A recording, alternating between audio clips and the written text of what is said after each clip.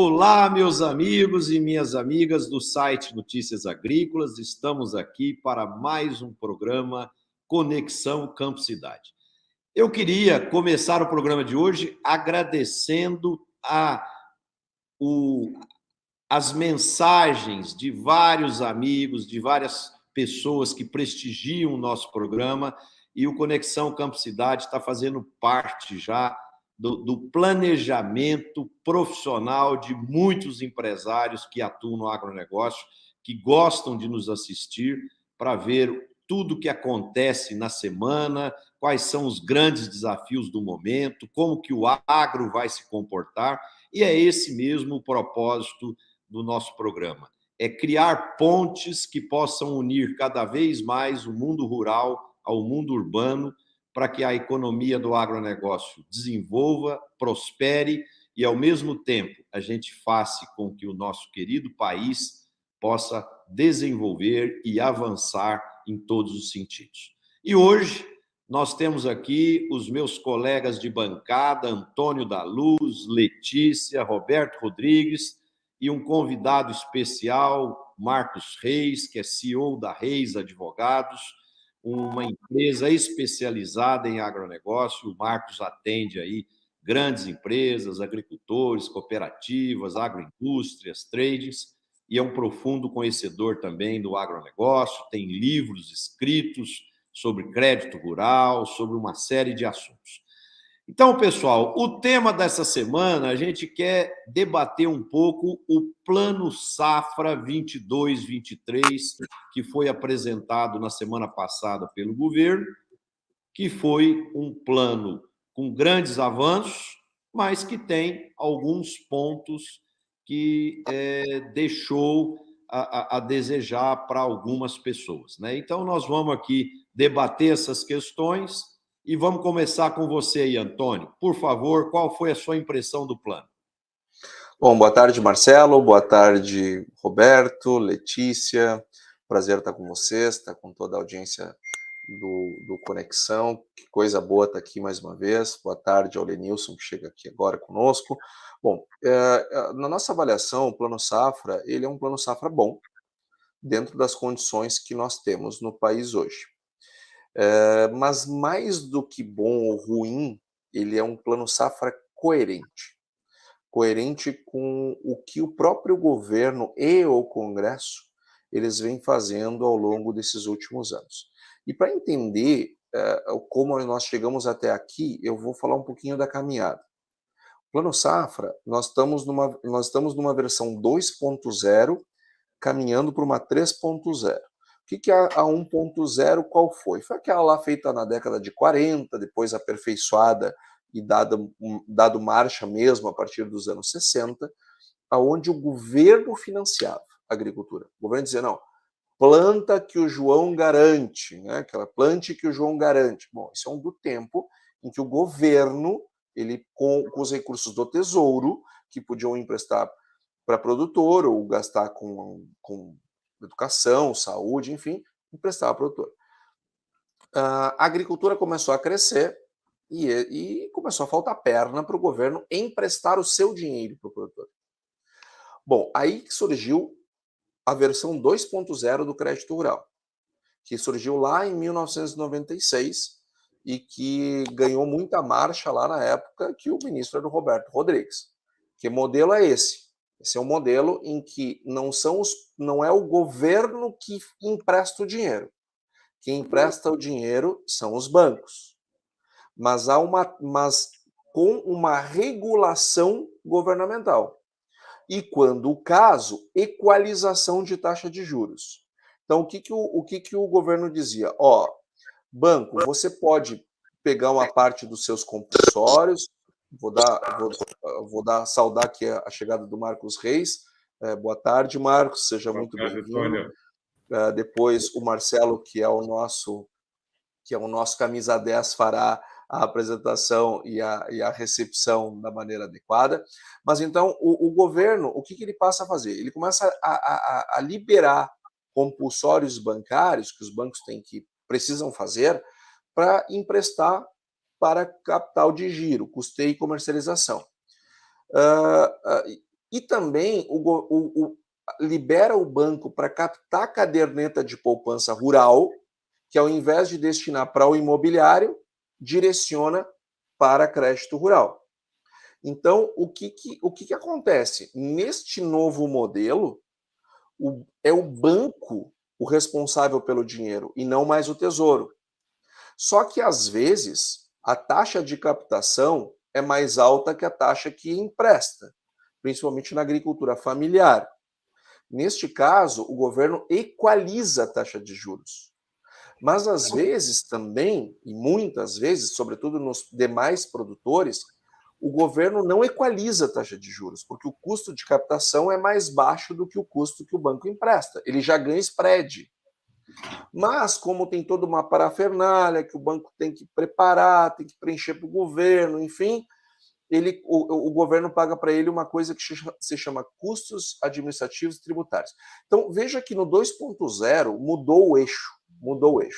O governo não empresta mais, mas ele dá as regras de um crédito direcionado e estabelece uma determinada taxa de juros.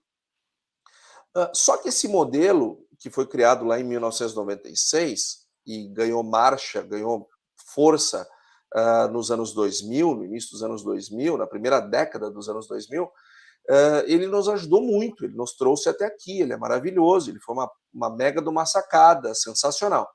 Só que a agricultura cresce numa taxa mais rápida que a economia brasileira. Então, a economia brasileira, o tamanho do crescimento dela determina o crescimento dos depósitos compulsórios e dos depósitos em poupança. Se a agricultura cresce bem mais rápido, eu preciso conectar em algo maior. Esse algo maior é o mercado de capitais. Então, por isso, já pensando no modelo 3.0, onde os recursos são tomados livremente no mercado, algumas medidas começaram a ser tomadas. A primeira delas, lá atrás, ainda nem nesse governo, em governos anteriores, nós começamos a colocar recursos livres no cálculo do Plano Safra. Aliás, era um assunto que eu discutia bastante com a Letícia hoje, fora do ar. Que ela me fez umas perguntas super pertinentes. Nós começamos a colocar no cálculo do anúncio do Plano Safra recursos livres. E esses recursos livres, Marcelo, são recursos livres mesmo, ou seja, o banco empresta o valor que quiser, não tem limite, ao juro que quiser não, livremente entre produtor e agente financeiro. Taxa de mercado. E hoje, e atualmente, o Plano Safra para demais produtores, que é a parte não controlada, ela é maior que a controlada. Ou seja, se você não é Pronafiano e não é Pronamp, a maior parte do recurso do Plano Safra disponível é recurso livre, que o governo só anuncia, mas ele não interfere em absolutamente nada. E isto é uma transição para um modelo de mercado de capitais, porque a lei do agro ela não foi construída por acaso. A lei do agro, as modernizações que vieram com a lei do agro, elas já foram visando isso. A criação dos FIAGROS, ela também já é visando o financiamento da agricultura também por mercado de capitais. A CPR 3.0, que é algo que está sendo feito neste momento, também é já visando o produtor tomar recursos sempre livres no mercado, inclusive não só no mercado bancário, mas também no mercado de capitais. Então, o que aconteceu nesse Plano Safra? E me perdoem ter alongado um pouquinho, mas eu queria botar esse assunto, todo mundo na mesma diretriz. O que aconteceu com esse Plano Safra? Esse Plano Safra, ele focou em pequeno agricultor, agricultura familiar, 100%, lá, onde é controlado mesmo, e os demais produtores, que é a maior parte do Plano Safra, dos 341 bi, em primeiro lugar, cresceu 36%. A inflação cresceu 44%. Está faltando 8 pontos percentuais que os produtores vão ter que tomar no mercado. Mesmo assim, para os demais produtores, é 254 bilhões, a maior parte. E desses 254, a maior parte desse recurso é recurso livre, que o governo não gasta um centavo com nada. Por isso é importante o produtor saber disso. Tem muita gente que acha que quando o governo anuncia lá 341 bilhões, muita gente na sociedade acha que é dinheiro público que está sendo emprestado ao produtor. Não é dinheiro público. O governo tem o papel de equalizar em alguns casos. E para demais produtores, que é a maior parte da agricultura brasileira, não tem nem um centavo quando é recursos livres.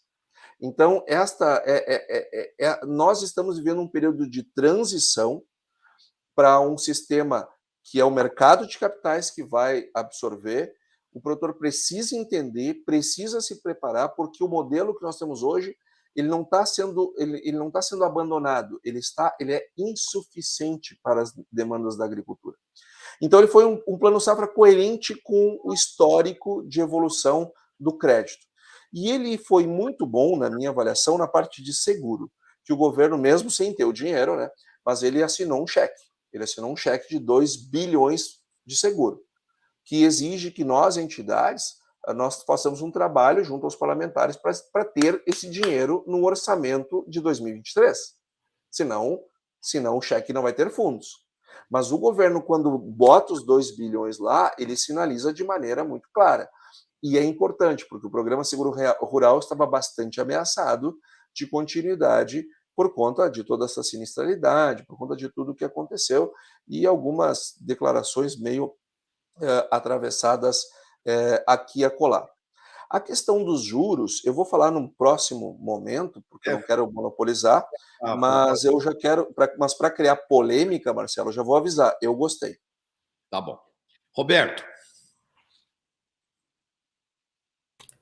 Marcelo, Antônio, Letícia, Marcos, boa tarde a todos. Boa tarde.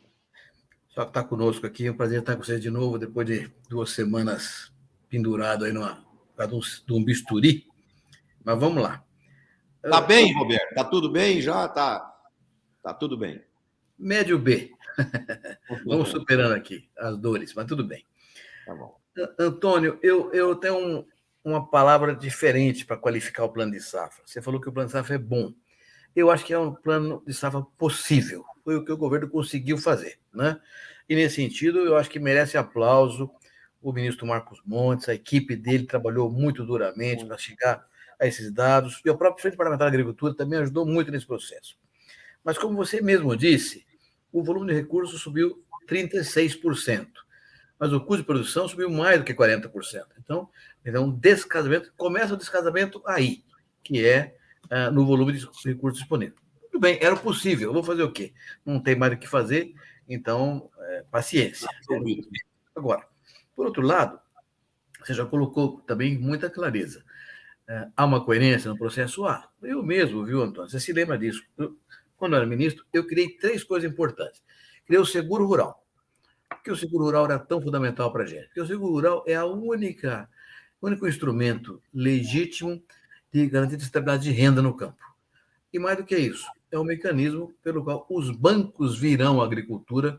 O seguro é uma garantia para todo mundo, para os bancos, para o produtor rural, para os fornecedores de insumos, para a indústria. Para todo mundo que entra no processo da cadeia produtiva, o seguro cria estabilidade. Então, o seguro era, para mim, a coisa mais importante a ser dita e a ser criada. Fizemos do primeiro ano de 2013 o seguro rural. O governo nunca cumpriu a parte dele, que era colocar recursos para o crédito rural, para o seguro rural adequados. Tanto é verdade que a área segurada do Brasil hoje não chega a 10% da área agrícola brasileira. É muito pequena. Agora, esses 2 bilhões que se refere, que nós pedimos insistentemente que fosse 2 bilhões, como você falou, é um cheque em branco, ele não está garantido. Se o seguro rural tivesse 2 bilhões, será um avanço, dobra o recurso para o seguro rural de um ano para o outro, e é muito positivo. Ainda é pouco, mas é o possível, e é um bom possível nesse aspecto. Por outro lado, também, Antônio, eu criei naquele período os chamados títulos agrícolas, LCA, CDCA, o CRA, o CWA, que hoje respondem por mais de 50% dos recursos para o crédito rural. Na ideia que você defendeu aí, a ideia era independizar o agricultor do governo ao longo do tempo, porque era óbvio que a agricultura que ia crescer muito, como cresceu de fato nesses últimos 20 anos, não pode esperar que o governo resolva tudo em termos de crédito rural. É preciso ir para o mercado de capitais trabalhar. Então, criei o seguro rural e aqueles títulos agrícolas exatamente na direção do que você falou aí. Ir privatizando a agricultura e retirando o governo da necessidade de atender todo mundo. Não consegue atender todo mundo. E o setor privado de precisar pendurar o governo todo ano. Então, realmente, esse mecanismo tem coerência e faz sentido. Agora, a verdade é que com a inflação alta que nós temos, a taxa de juros vai ficar muito alta, muito alta. Mesmo, por exemplo, o Moder Frota, que saiu de 8,5% para 12%, né? 12,5%. 12,5%. Então, se você tiver um período de 5 anos para pagar o Moder Frota, ou 6 ou 7 anos, provavelmente no futuro a Selic vai cair. Então, nós vamos ficar com taxa de juros muito acima da Selic, lá na frente, quando é que vencer. Então, tem temas que me preocupam. O primeiro é esse: não tem recurso suficiente porque o crescimento da demanda é menor que o crescimento. O crescimento da demanda é maior que o crescimento da oferta. Número 2, juros altos. Você falou muito bem. Recursos livres cresceram 19% só.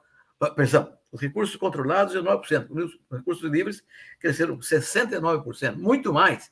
Ou seja, é muito mais caro o crédito rural para esse ano, num período difícil, em que os custos já estão mais altos, terão um custo mais alto. E o terceiro é o seguro. Se o seguro vier por 2 bilhões, é uma grande mudança e uma grande importância. Esse ano, por exemplo, a seca no sul do país foi, em grande parte, resolvida com o seguro funcionando adequadamente, sobretudo no Mato Grosso do Sul, Paraná e Rio Grande do Sul, com as cooperativas operando diretamente no processo. Então é isso. Eu diria, então, Antônio, eu considero um plano possível. Não é um plano bom, é um plano possível, com uma característica mais séria. Todos nós propunhamos, antes do plano sair, que houvesse um plano de guerra, considerando que nós precisamos produzir uma safra de maior de 320 milhões de toneladas de grãos para ajudar a reduzir a inflação global e a melhorar a segurança alimentar global também. E isso tinha que ser armado de tal forma que a renda rural não despencasse de maneira voluptuosa. Então, são todos temas que, a meu ver, ficaram um pouco aquém da demanda e da necessidade brasileira. Mas é um plano possível. Ô, Roberto, antes de passar para você, Letícia, eu queria só fazer um comentário. Eu concordo plenamente com o que você falou. Eu acredito que o Brasil está perdendo uma grande oportunidade de ser um grande protagonista para ajudar a resolver as questões globais de alimentação que nós estamos vivenciando. Esse plano ele precisava ser mais ousado e nós poderíamos ter trazido recursos externos dos países desenvolvidos para nos ajudar a financiar essa expansão forte da agricultura. Então, eu acredito que faltou essa articulação para aproveitar. Quando eu digo aproveitar, eu estou sempre dizendo no bom sentido, esse momento especial que o mundo vive. Letícia. Ô, Marcelo, Letícia, um minutinho, sua filha. Só para concordar com você, eu defini instantaneamente, fiz vários artigos sobre isso, um plano de guerra. Esse plano é um plano possível nas circunstâncias atuais da economia brasileira, com a economia crescendo muito pouco, sendo inflação muito alta, então é um plano possível. Agora, não é um plano que permite, como você falou muito bem, Marcelo, ao país mostrar ao mundo, a oportunidade é essa, mostrar ao mundo que temos um papel a jogar. Eu até, inclusive, mostrei com clareza. Em 84, quando fizemos um grande evento em Brasília, entrando na OCB naquele tempo, 84, olhando para o futuro do Brasil, nós escolhemos 58 milhões de toneladas de grãos. E lançamos, o Ney Bittencourt e eu, naquele ano, a proposta de crescer, chegar a 100 milhões de toneladas. Mas todo mundo acha que 100 milhões de toneladas era uma coisa meio romântica, não vai chegar nunca. Pois bem, 2001, ou seja, 17 anos depois, nós temos 58 para 100 milhões de toneladas. Depois, em 2015, ou seja, 14 anos depois, 200 milhões, crescemos mais 100 milhões em 14 anos. E esse ano, teríamos os 300 milhões se não fosse a seca do sul do país. Então, para ter uma safra grande, tinha que ter um plano mais ambicioso. Mas eu reconheço que as dificuldades eram muito grandes e o governo fez o que era possível fazer. Letícia? Boa tarde a todos, né? Que bom estar aqui com o professor Roberto, Antônio, Marcos e Marcelo. Igual o Antônio falou, a gente estava conversando um pouquinho mais cedo sobre esse crédito livre, né? Que eu falei, gente, por que isso aqui entra no plano safra se ele é livre, se ele depende das emissões de LCA, financiamento do setor privado? E você analisou aí muito bem, Antônio, falando que é uma transição para o mercado de capitais, né? Como que, eu queria ouvir depois de você, eu vou fazer meio que 3 pontuações aqui, mas eu queria saber de você como é que você avalia esse cenário. Ele não causará no futuro, assim, uma concentração maior de terra, ou pequeno e médio vão ter vez, igual eles estão crescendo agora, e esse Plano Safra priorizou, né, essa classe, mas a gente sabe que vai precisar ter bastante gestão. Sobre as taxas de juros, como o professor Roberto muito bem pontuou, a projeção para o ano que vem é 9,25%, e a gente tem financiamentos muito longos, né, de investimento aí. Será que vai compensar? E a gente tentou manter, né, de todo jeito, aí até a CNA estava brigando para que isso acontecesse, que ficasse abaixo dos 2 dígitos, mas as taxas dos programas de investimentos vão até 12,5%.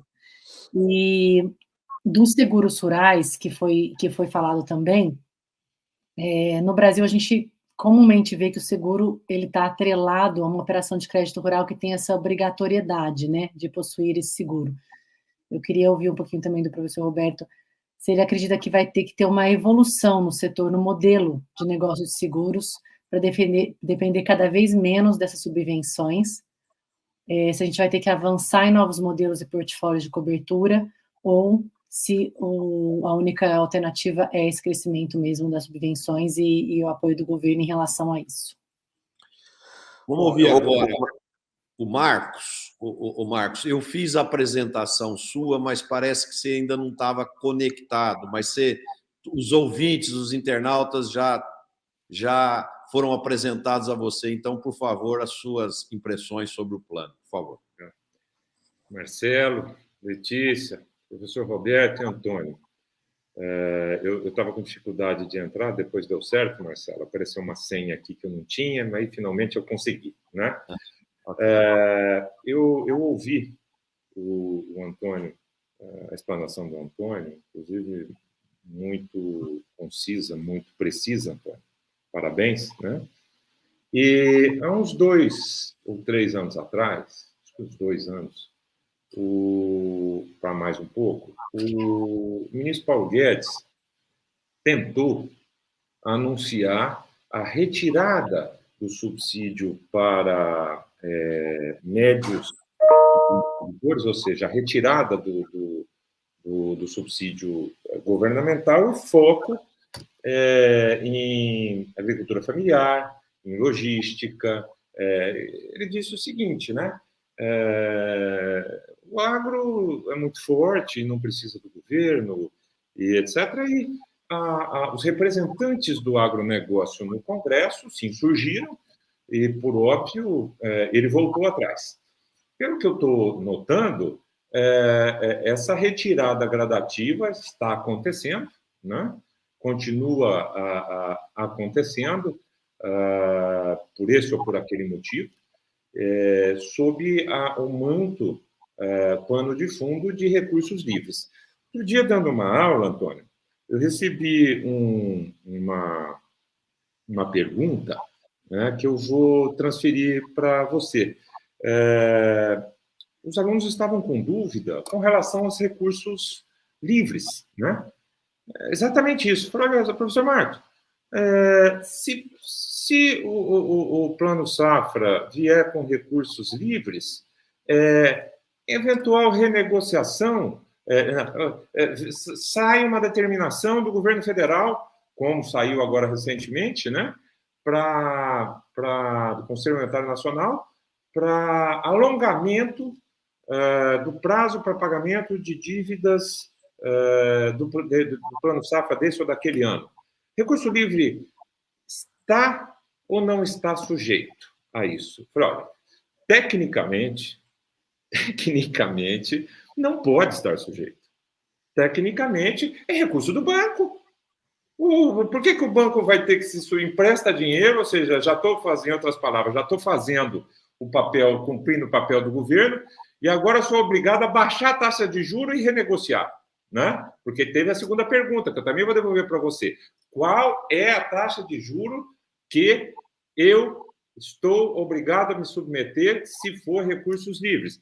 São, por exemplo, ali os 8%, ou os 12, 13, 14% que eu combinei com o banco. Quer dizer, o que eu quero menos.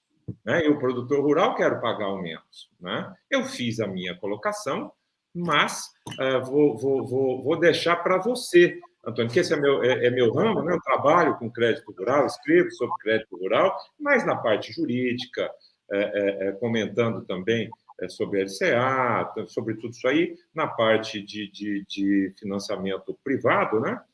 E, inclusive, já discutiram sobre o título do livro. Falei assim, Marco, crédito rural, que é o título do seu livro, ele para recursos oficiais. E você comenta sobre CPR, sobre outras coisas e tal. E o que nós estamos vendo aqui agora, Antônio? Nós estamos vendo o crédito rural caminhando muito mais para o privado do que para o oficial. Eu gostaria de te ouvir mais sobre isso, tá, Antônio? Vamos lá. Mas não pensa que você fazendo pergunta vai se escapar das nossas, viu? Isso é uma tática conhecida de bons advogados. Você não vai fugir das nossas também. Mas vamos lá. Eu acho que todas as pessoas que precisam, por uma razão ou outra, estudar um pouquinho mais o crédito rural, termina caindo nessa dúvida dos seus alunos. Por que esse negócio está aqui? Por que esse negócio está aqui? Isso aqui não tinha que estar aqui. E na renegociação de dívida, quando acontece, não sei se eu sou ruim de guardar número de lei e de normas, mas vamos lá. O MCR 269, se não me falha a memória, é o que explica lá como é que faz a renegociação. E um dos pontos, ele diz, olha, você pode fazer, tem direito a, desde que preencha estes requisitos aqui. Só que uma vez preenchidos esses requisitos, tem uma resolução do Banco Central que diz que o banco só pode acessar esse benefício ao produtor se o crédito ele for controlado e tiver algum tipo de subvenção governamental, se o Banco Central emitir uma resolução autorizando a fazer. E ele só o fará se a Secretaria do Tesouro Nacional disser que tem o dinheiro na rubrica. Então, esse ano mesmo, nós não tivemos renegociação porque não tinha dinheiro na rubrica. Com os recursos controlados, imagina com os livres. Livre é livre. É um acerto entre partes, assunto cerrado. E hoje é a parte predominante do crédito rural é livre para demais produtores. Para a Pronaf, não. Eu não tenho um pensamento divergente, mas tenho um pensamento um pouquinho diferente do Marcelo e do professor Rodrigues. Olha a minha petulância, Marcos, de querer pensar um pouco diferente dessa dupla. Mas eu vou expressar aqui o meu entendimento.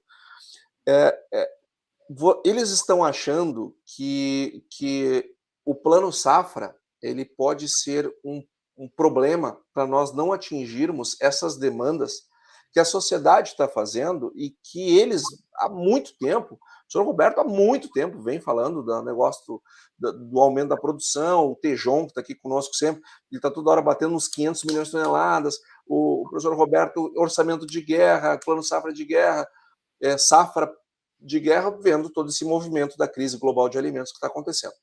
Só que eu acho que a produção rural vai atender este chamado, com plano safra ou sem plano safra. Porque eu concordo. Isso. Quando a gente olha os números lá do USDA, nós estamos vendo soja para o ano que vem 10 milhões de toneladas a mais, mas não é a mais que 2022, que foi um ano ruim, a mais que o recorde. Aliás, não é mais que 2022, a mais que o recorde de 2021.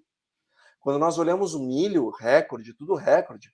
Ou seja, está todo mundo acreditando, apostando e ouvindo esse chamamento. E nós vamos fazer isso, professor Roberto, Marcelo, Letícia e Marcos, com ou sem governo. Essa é a questão. Porque o produtor vai fazer. Porque ele acredita no setor dele e ele acredita no que ele está fazendo. E só para finalizar, professor Roberto, se não tivesse o seguro rural, que eu quero aqui testemunhar que ele surgiu lá na sua gestão como ministro, o senhor sabe quanto é que as seguradoras estão pagando só aqui no Rio Grande do Sul esse ano? Mais de 6 bilhões de reais de indenização. O senhor tem noção do que seria o inferno de ser economista-chefe da Federação da Agricultura do Rio Grande do Sul se não tivesse 6 bi de indenização? O pessoal tem que fazer renegociação de dívida. Então, o seguro, ele vem amadurecendo e ele foi uma semente que foi plantada e que germinou e que ainda bem que teve continuidade, porque no Brasil tem muito disso, das coisas não serem dadas continuidades, foram dadas continuidade, e se não fosse o seguro rural criado lá, na sua época como ministro, eu não sei o que teria sido esse ano. E outro ponto que também é importante dizer é que se não fosse aquela sopa de letrinha, CPR, CRA, né, o CRA, CDCWA, LCA, o LCA. Todos aqueles instrumentos que foram criados para captação de recursos dos bancos no mercado de capitais, já não teria dinheiro dos bancos já há muito tempo. Então, o Plano Safra já teria vazado água há 10 anos atrás. Então... Antônio, mas, assim, eu acho que nossa opinião, a sua, com a do Roberto e a minha, não é divergente, não. O que está faltando aqui para a gente convergir na plenitude é o seguinte: nós temos ciência que o agricultor está otimista e acredita no seu negócio e que ele vai fazer com o governo ajudando ou não. A única questão que eu acho que nós temos que considerar aqui é o seguinte: nós temos um plano aí de 340 bilhões,88. Só que com essa inflação que você mesmo colocou dos insumos agrícolas de 44%, e o ano passado foram necessários para financiar a agricultura 700 e poucos bilhões, o total, esse ano, com o crescimento, nós estamos estimando entre 1 trilhão e 1 trilhão e 100 de grana necessária para fazer o giro do negócio. Então, claro que a iniciativa privada, as fintechs, os bancos cooperativos, os bancos privados, estão vendo no agro hoje uma grande oportunidade de ampliar seus negócios, porque ele vai financiar, não é coitadinho, ele vai financiar um setor competente, né? Então, o mercado vai atender às necessidades do agricultor. O que eu e o Roberto estamos querendo dizer é o seguinte: que o Brasil, como nação, poderia ter exercido agora um papel de verdadeira locomotiva da produção de alimentos no mundo, né? Da segurança alimentar, Marcelo. Da segurança alimentar no mundo. Capitalizar isso, você entendeu? Capitalizar em todos os sentidos, fazer com que Noruega, França, Itália, Japão quisesse mandar recursos para ajudar isso, para fazer com que as taxas fossem mais baratas, para incentivar esse crescimento maior, porque nós temos aqui um plano possível, eu acredito, eu sei que o governo se esforçou ao máximo e fez o melhor que ele pôde. Agora, tem um punhado de senões, né? Por exemplo, nós sabemos que a taxa de juros o ano que vem vai baixar, porque a inflação o ano que vem deve ser menor. Então, se alguém pega um Moderfrota hoje de 12,5 e o ano que vem o juro cai para 9,5, como é que fica? Eu vou carregar esse 12,5 5 anos? Essa é uma pergunta. Você tá certo conceitualmente, mas nós também temos que entender o seguinte: nesse 1 tri e 100, que eu concordo com esse número, que é o número necessário para tocar uma safra, o produtor também tem que usar recursos próprios. O Sim. Brasil é um país excelente para ser poupador e péssimo para ser devedor. Então, nos cabe baixar os níveis de alavancagem, produtor tem que investir em caixa e trabalhar cada vez mais capitalizado com o seu próprio recurso, porque pagar 12% de juro, Marcelo, e você sabe melhor do que eu, você é um consultor competentíssimo, está aí nas grandes empresas, atua no agro, sabe o impacto de uma taxa de juros desse tamanho na última linha do demonstrativo de resultado de exercício. Então, por isso que a minha crença é que o produtor ele vai fazer com governo ou sem governo, e nós temos que trabalhar com fatos. Nós ficamos 4 meses sem plano safra. Então, eu jamais poderia ter a expectativa de que o governo tivesse uma posição de vanguarda, de locomotiva, se nós ficamos 4 meses sem plano safra. Então, o bom que eu qualifiquei é bom dentro das circunstâncias. Para as circunstâncias que tinham, eu acho que o ministro Marcos Montes já tinha começado o trabalho lá com a ministra Tereza Cristina ao longo do ano lá. Essa discussão começa em fevereiro, né? E as equipes fizeram o melhor dentro do Brasil que temos. Certo. Bom, alguém quer comentar mais sobre o Plano Safra ou vamos passar para os outros assuntos? Eu queria falar só mais um assunto aqui, que é sobre a sustentabilidade, Marcelo, mas desde o que vocês estavam falando, nem mais importante que uma taxa baixa é uma renda mais alta, né? Então, acho que a gente tem um desafio aí no Brasil. Mas na parte de sustentabilidade, o Plano ABC+, que financia a agricultura de baixo carbono, que compõe lá a calagem, recuperação de pastagens degradadas, plantio direto, sistemas de integração, os recursos subiram de 5 bi para 6,9 bi. E os juros de 5,25 e 7 para 7 e 8,5. Então, o governo tem colocado uma atenção, né, maior, um fortalecimento desses sistemas de produção ambientalmente sustentáveis. Isso pode ser uma mudança, né, na imagem do Brasil frente aos compradores internacionais, mas também uma necessidade trazida pelo mercado financeiro, pelo sistema financeiro, né, que tem sido extremamente exigente com esse tema. E acho que muda a nossa imagem lá fora e cresce cada vez mais, fortalece cada vez mais a posição do Brasil como nação na importância da sustentabilidade no panorama nacional. Perfeito, legal. Marcelo, vamos lá. Eu queria só agregar um ponto, muito na linha do que o Antônio comentou também, e você também. Eu estou de pleno acordo que o agricultor brasileiro está mais capitalizado esse ano, foram 2 anos bons de preços, com problema de geada e tal, com seca, etc., mas a média está mais capitalizada. Então, vai ter mais recurso próprio do que no passado. Isso tem uma vantagem grande, você reduz a demanda em relação ao governo, mas tem um problema sério.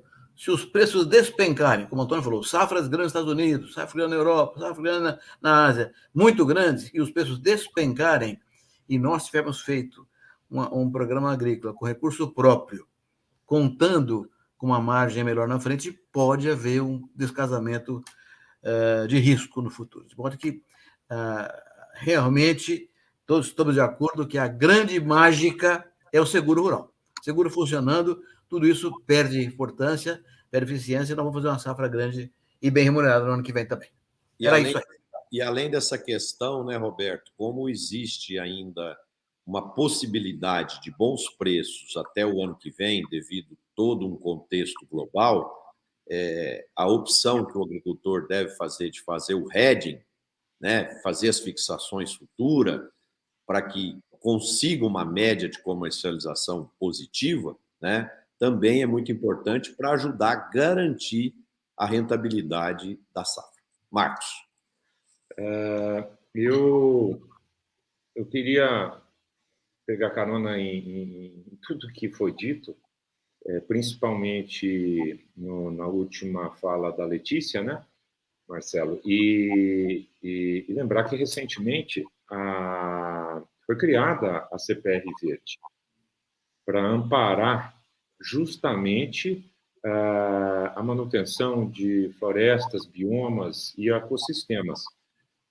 E olha só que interessante, né? Um título financeiro. Analisando sob a ótica técnico-legislativa, o legislador já vinha preparando com a nova lei do agro, como disse o Antônio, com os novos títulos do agronegócio, LCA, CRA, que vieram com o ministro Roberto Rodrigues, e chega agora com o acréscimo, o incremento do plano ABC, e já solta a CPR Verde, que é um título de crédito que pode, inclusive, ser endossado e ser negociado para que diversas instituições possam dizer: estou colaborando com o meio ambiente, recebi por endosso uma CPR e estou investindo na sustentabilidade do agronegócio. Isso não tem como, Marcelo, ficar sem levar em consideração a sustentabilidade, mas o Brasil, inteligentemente, está atrelando essa sustentabilidade ao mercado de capitais. Tá? Então, a CPR Verde está sendo preparada para ser lançada no mercado, empacotada em CRAs, em LCAs, Antônio. Está tudo entrelaçado com o que vocês disseram. Existe um plano inteligente e muito benéfico de amparo estrutural ao crédito e automaticamente ao crescimento do agronegócio brasileiro, que é exponencial sozinho por si próprio. Né? É isso. Perfeito. Letícia, conta para nós um pouquinho das experiências do agro que você está vivenciando aí no Canadá. O que você viu de interessante no agronegócio canadense? Marcelo, tive uma viagem longa aqui até de motorhome, né? Passando por umas regiões agrícolas, mas é trigo, cevada e agora dividindo o mesmo ambiente aqui em Alberta com as extrações de petróleo, né?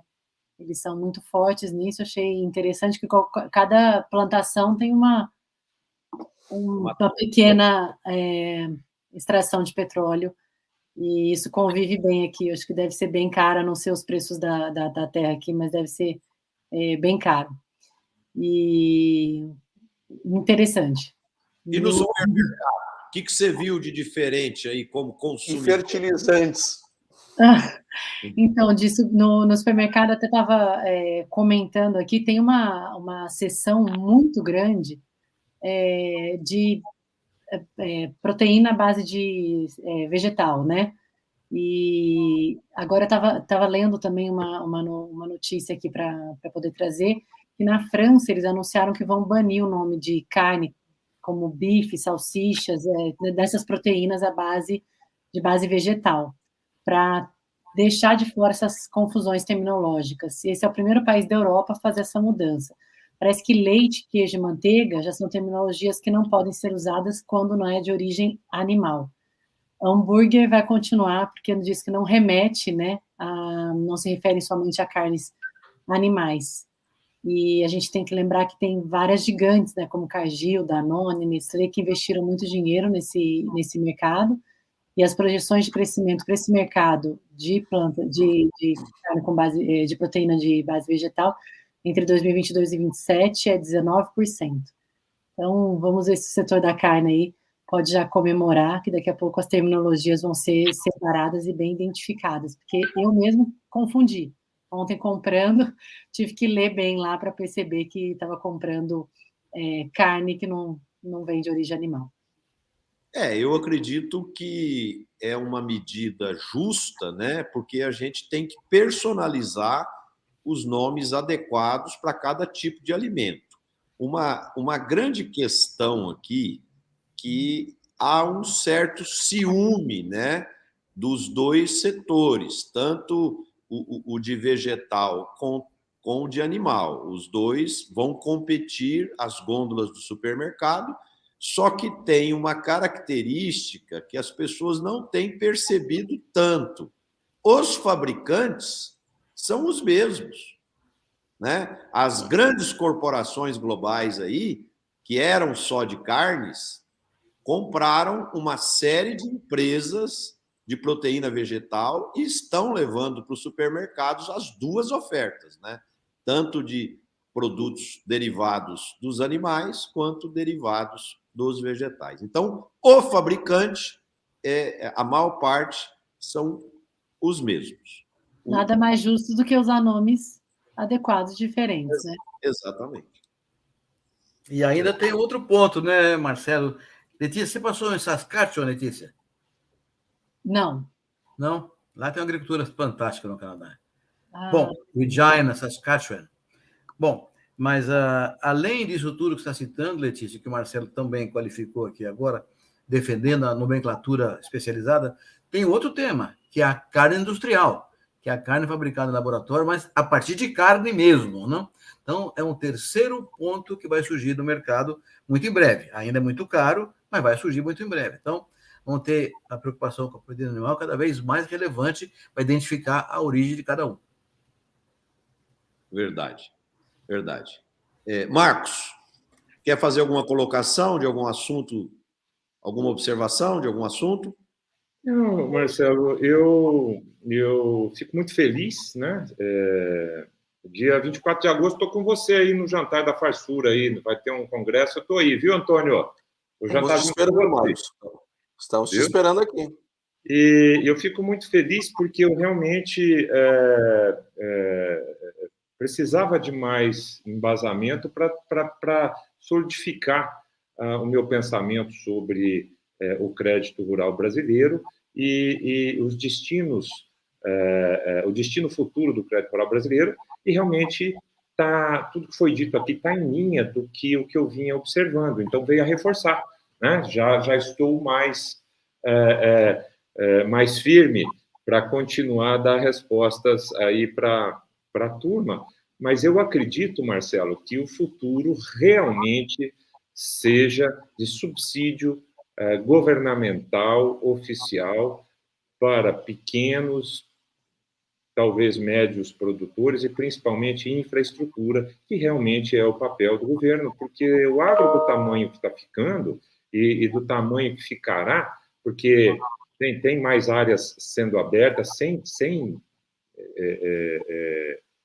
depredação do meio ambiente. O Brasil tem tem muita área para plantio, ele vai continuar crescendo e o subsídio governamental, eu acho que realmente não tem como acompanhar. E se focar em portos, em logística, em pesquisa, Marcelo, o agro vai ganhar muito, já está excelente. E cuida dos pequenos, né? Nós precisamos manter os pequenos no campo, é isso. Uma notícia positiva que está na mídia, estava na mídia esse final de semana, é que o risco maior de falta de fertilizantes já está quase totalmente afastado, né? Já se vê uma situação tendendo à normalidade em termos do abastecimento de fertilizantes. E também uma outra notícia muito positiva, que muitas empresas estão pedindo licença nos órgãos governamentais para poder fazer pesquisa para a extração de potássio no país, porque a gente sabe que tem muito potássio no Brasil, na Amazônia, mas são em profundidades acima de 800 metros de profundidade, né, que seria uma extração muito cara e com muita polêmica nas questões ambientais, né? E essas áreas que estão sendo olhadas aqui na região central do Brasil, em Goiás, em Minas Gerais, são fontes mais superficiais, de um retorno mais rápido, e isso dá alento para a gente, né? É interessante como que a escassez ela promove o desenvolvimento e leva à abundância se houver uma boa estratégia, né? Então o Brasil está reagindo nessas questões e eu acredito que essa falta de fertilizantes ou essa ameaça vai ser superada e esse assunto vai ficar no passado. Marcelo, eu queria puxar um ponto a partir do novelo que o Dr. Marcos Reis trouxe, que é o seguinte, eu queria voltar na questão do subsídio, por mais polêmico que seja esse assunto. E aí eu não vou dar a opinião da minha casa aqui, tá? Vou dar a minha opinião. Eu, pessoa física, eu não quero subsídio. Eu acho que nós não precisamos de subsídio. No longo prazo, a gente não precisa. A gente precisa, sim, cuidar dos pequenos, porque é uma questão de competição. Da agricultura familiar, né? Dos pequenos. Aí sim. Social, né, Antônio? Eu quero embasar a minha opinião. Dados da OCDE, tá? Não são meus, são dados da OCDE. O Brasil, de cada tonelada que ele produz, tem $8 de subsídio. $8. A Nova Zelândia tem, eu não vou lembrar o número de cabeça, mas tem, sei lá, uns 70. É mais que a gente. Ou os Estados Unidos é 70, eles são um pouquinho menos, mas eles têm bem mais que nós por tonelada. E a União Europeia é $345. Então, e aí a gente vai ver as taxas de crescimento dos últimos 20 anos da produção na Europa, elas são insignificantes e alguns países não houve crescimento. Eles diminuíram a produção. Mesmo com todo esse aumento de tecnologia, com tudo que aconteceu. E quando nós olhamos o gráfico do Brasil, o subsídio faz assim e a produção faz assim. Então, o que eu fico com medo? Se eu fosse produtor europeu e eu tivesse $45 por tonelada de subsídio, eu pensaria o seguinte: eu não mando no meu negócio. Quem manda é o governo. Porque se o governo resolver tirar o subsídio, acaba, game over, não tem mais jogo, acabou, não vai produzir mais. Então, eu não acho que uma agricultura que hoje já é o maior exportador líquido de alimentos do mundo, que vai em breve, ano que vem já passa dos 300 milhões de toneladas, vai ser rapidinho, vai estar produzindo 500 milhões e logo vai passar todos os Índia, China, Estados Unidos, será a maior agricultura do mundo. Em termos de grãos, né? Porque se nós colocarmos a cana aí, a conta muda de figura, nós já somos bem maiores do que nós reivindicamos. Agora, nós vamos ser. E um país que quer isso, ele não pode ficar dependente de governo. Ele não pode, porque é perigoso para os próprios produtores. Porque daqui a pouco entra um governo que não gosta dos produtores, tira o subsídio, fica como? Então, eu prefiro crescer mais devagar, mas crescer com as próprias pernas e cada vez mais o produtor contando com ele e com o mercado e com a competência que ele desenvolveu. Faz todo sentido, Antônio, quando você olha, mesmo em setores de alta tecnologia, de eletrônica, de fibra ótica, a gente tem uma série de exemplos que muitos governos subsidiaram e a tecnologia não avançava. À medida que o governo ameaçou cortar o subsídio, abrir a importação e tal, as empresas desses diferentes países aceleraram sua competitividade e seguiram em frente. O subsídio, ele é um paternalismo que dificulta a evolução. Então eu acho o seguinte, o governo tem que ter sabedoria para poder fazer alguma ajuda para a agricultura familiar, os pequenos, né? E pouco a pouco ir tirando e fazer isso que o Paulo Guedes falou mesmo. Tem que ser livre mercado. E o subsídio, ele te dá uma sensação que você está com o chapéu na mão pedindo migalhas, né? Então eu penso assim, a agricultura brasileira, ela já mostrou que é competitiva, que é eficiente, que consegue enfrentar aí os competidores, só que nós temos aqui um desafio e o ministro Roberto vai saber falar muito bem sobre isso. O nosso querido ex-ministro também, Alisson Paulinelli, vive falando aí que dos 5 milhões de propriedades agrícolas que nós temos, 1 milhão consegue ser competitivo aí, trabalha direitinho, né? Temos aí 1,5 milhão que já são médias, mais ou menos, né? E 2,5 milhões de propriedades agrícolas, os proprietários não conseguem ter 2 salários mínimos por mês. né? Então, esse público aí precisa de ajuda, precisa de apoio, precisa de tecnologia, de assistência técnica, de financiamentos mais adequados, para poder a gente reverter esse jogo e deixar de ser esse mosaico que somos como nação, porque ao mesmo tempo que nós temos tecnologia super avançada, altos índices de eficiência e produtividade, nós temos ainda gente com muita carência e muita dificuldade. O Marcelo, eu quero aqui ratificar a fala do Antônio quanto ao subsídio. Estou de pleno acordo com ele, também não quero subsídio, e acho que subsídio distorce o mercado violentamente. No mundo, toda vez que tem um subsídio, tem uma confusão, alguma coisa não vai dar certo, né?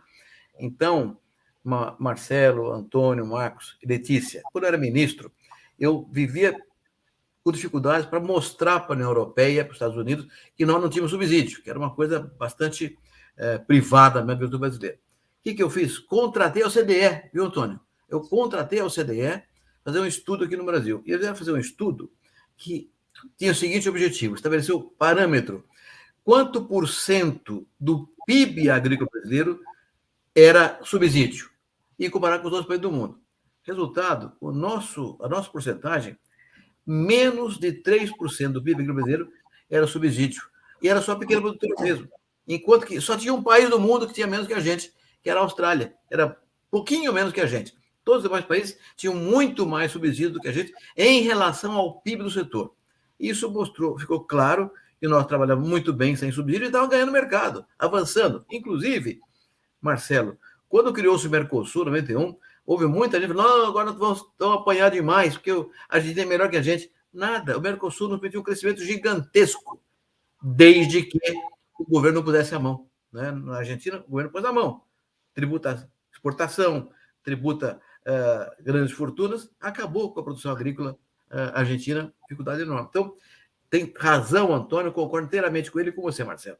Subsídio distorce o mercado e é indesejável. Agora, obviamente, esses 4 milhões de produtores rurais brasileiros que estão fora do mercado hoje, precisam entrar de alguma forma. Talvez o subsídio seja um instrumento para entrar no mercado, mas o que é importante mesmo é tecnologia e gestão, para que eles aprendam a fazer a mesma coisa que os outros fazem e possam participar do processo mercadológico sem subvenção. Legal, gente. Bom, pessoal, só para encerrar, Marcelo, eu acho que a redução do subsídio nos últimos 20 anos, notadamente, e a concorrência, primeiro com o Mercosul, porque lembramos, até 97 nós éramos importadores de alimentos, né? Hoje nós somos exportadores. Quando se abriu para a concorrência aqui dentro, e quando começou a reduzir o subsídio, todo mundo começou a dormir com o olho aberto. E nós começamos a fazer uma migração, viajar menos para Brasília e começamos a viajar mais para os Estados Unidos para saber como é que eles produziam, para a Austrália para ver como é que eles produziam, para a Europa para ver como eles produziam. Ou seja, eu boto a minha energia em produzir mais e não em fazer lobby, não buscar benefício, coisa do tipo. Então, o cachimbo às vezes entorta a boca. A Europa está com a boca torta. Eu não quero um agro brasileiro com a boca torta, como é o caso da Europa. Eu quero um agro brasileiro forte, independente, competitivo. Se o governo ajuda, ótimo. Se o governo não ajuda, beleza também. E se preocupando com aqueles que não estão no mercado. Porque esses que não estão têm que serem trazidos para o mercado. Agora, os que estão no mercado, nenhum governo vai ajudar mais eles do que a concorrência. O concorrente é seu melhor amigo, desde que você saiba vê-lo. É isso aí, gente. Papo bom, o tempo passa rápido e já estamos aqui com nossa 1 hora de programa já e temos que fechar por compromisso aí com os nossos internautas. Quem gostou do papo, bota um like, compartilhe com seus amigos, se inscreva nos nossos canais para você ser avisado quando começa o programa. Vamos lá, Antônio, já que você está com a palavra, as suas considerações finais aí, em 1 minuto, por favor. Adorei o programa, Marcelo, muito obrigado a você, muito obrigado ao professor Roberto, à Letícia e principalmente o Dr. Marcos Reis por estar aqui conosco hoje, nosso convidado de honra. É para nós um prestígio tê-lo aqui conosco no nosso programa e será um prestígio ainda maior recebê-lo aqui na Farsul. Em breve ele estará aqui conosco, nosso jantar. Então, uma excelente semana a cada um de vocês e uma excelente semana a todos os nossos internautas. Letícia? Muito, muito rico mesmo esse programa, aprender, além de falar aqui um pouquinho, aprendi bastante também. E impressionante de ver, né, o potencial que o Brasil tem, como a gente pode confiar e correr atrás do mídia de olho aberto, como diz o Antônio, para poder chegar onde a gente quer chegar aí. Então, obrigada a todos e os internautas também. Até semana que vem. Obrigado, Letícia, e obrigado por você estar aqui conosco, mesmo durante suas férias, viu? Obrigado aí pelo comprometimento com a nossa causa aqui. Marcos Reis, suas considerações, amigo. Marcelo, eu agradeço, estou honrado de estar participando dessa sala de conhecimento e honrado de estar na presença dessas feras. Não precisa ser muito expert para saber que só tem craque aqui. Basta 10 segundos de audição, Marcelo, para saber que tem craque jogando em campo. Então, me sinto honrado, agradeço muito a oportunidade e, numa próxima oportunidade, também gostaria de continuar a estar debatendo com vocês nesse importantíssimo canal. Obrigado. Um abraço a todos. Obrigado. Roberto? Oi, Marcelo. E você também, Roberto, mesmo aí se recuperando pós-cirúrgico, de estar aqui conosco, comprometido com o nosso público. Obrigado aí pela sua dedicação e esforço. Imagine, Marcelo. Meu prazer e minha alegria. Mas vamos lá. 2 temas. Há alguns anos atrás, um estudo realizado pela FAO mostrou que o crescimento da agricultura mundial, sobretudo de alimentos, vai acontecer na faixa tropical do planeta, que pega a América Latina inteirinha, toda a África subsaariana e boa parte da Ásia também. Esse estudo foi feito em 1990 e pouco, já mostrava o seguinte: em 2016, essa faixa tropical exportava 22% do mercado agrícola mundial. Hoje, já exporta 45%, dobrou a participação percentual do agricultura tropical no mundo. Isso, inclusive, prova a fala do Antônio de que a Europa, e você mesmo, Marcelo, a Europa não cresceu muito nos últimos anos, porque está crescendo na faixa tropical do planeta. Por quê? Porque tem mais terra para ser ocupada e porque também, verticalmente, a tecnologia permite um espaço muito grande e produtividade maior do que hoje em dia acontecendo. Então, esse é um estudo feito lá atrás. E na semana passada, a OCDE e a FAO publicaram um novo estudo, mostrando que nos próximos 10 anos, o grande crescimento na oferta de grãos para o mundo está na América Latina. Então, realmente, os dados estão apontando na mesma direção que todos estão falando aqui. O Brasil e a América Latina, de maneira geral, terá um papel cada vez maior, mais relevante na defesa da segurança alimentar global, ou seja, da paz universal, porque não haverá paz onde houver fome. Então, o papel está reservado para nós. Agora, é muito importante que tenhamos clareza, por exemplo, em relação aos candidatos ao próximo governo, né? Não pode tributar a exportação, não pode contingenciar a exportação, não pode fazer preço de tabela. Nós temos que ter uma regra, como você falou aí, Marcelo, e o Antônio também, uma regra de mercado, como o Paulo Guedes está dizendo, porque assim nós vamos construir essa agricultura poderosa e o mundo vai agradecer a gente, sem nenhuma vantagem competitiva. Mas se houver intervenção, podemos perder o trem da história mais uma vez. Não vamos perder esse trem da história. Vou ganhar esse trem aí. É isso aí. Obrigado, Marcelo. Com certeza, Roberto, e acrescentando mais um dado aí no que vocês falaram, existem estudos que mostram que em 2030, 57% do PIB global vai ser dos países em desenvolvimento, né? Então, a riqueza está mudando de mão. A riqueza antes estava nos Estados Unidos, na Europa e no Japão, e agora ela vem migrando para os países em desenvolvimento, né? Então, isso mostra que o trabalho que está sendo feito está correto. Bom, para me fechar, eu queria comentar aqui com o nosso público que eu estou impressionado de ver a alegria e a satisfação das pessoas com a volta dos eventos presenciais. Semana passada, eu participei de uma série de eventos, entre eles o ENCA, o Encontro Nacional das Cooperativas Agropecuárias, que o Roberto fez a abertura, e é impressionante o entusiasmo das pessoas voltarem a se reencontrar, estar juntos, trocar ideias. Isso prova, gente, que nós, seres humanos, somos seres sociais e a gente sente muita falta desse contato. A tecnologia ela é maravilhosa, ela facilita muito a nossa vida, né? Mas, ao mesmo tempo, os contatos pessoais, presenciais também são muito importantes e é muito legal que esse momento esteja acontecendo.